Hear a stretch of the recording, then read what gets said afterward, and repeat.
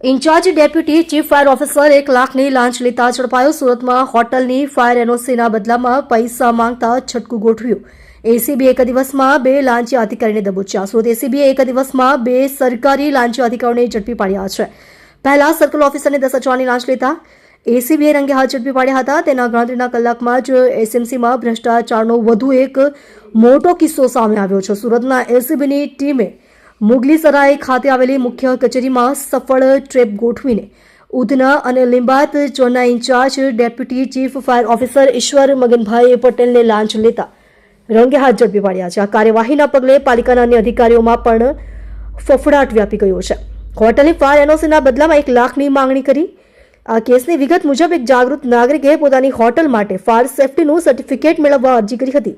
આ એનઓસી આપવાની પ્રક્રિયા પૂર્ણ કરવાના બદલામાં વર્ગ 3 અધિકારી ઈશ્વર પટેલે રૂપિયા 1 લાખની લાંચની માંગણી કરી હતી. ફરિયાદી આ રકમ આપવા માંગતા ન હોવાથી તેમણે એસીબીનો સંપર્ક કર્યો હતો.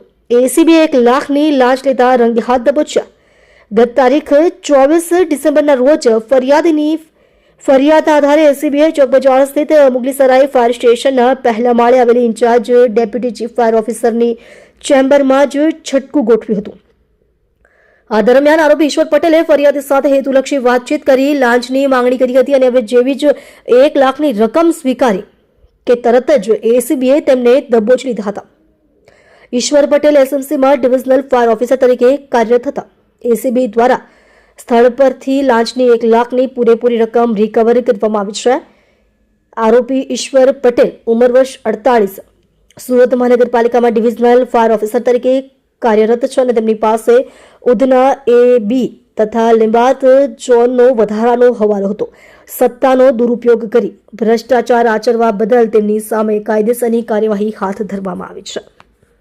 આપ જોઈ રહ્યા છો ગુજરાતની સૌથી પહેલા ખબર આપતી Surat express news channel director Rajesh મંગલેની સાથે.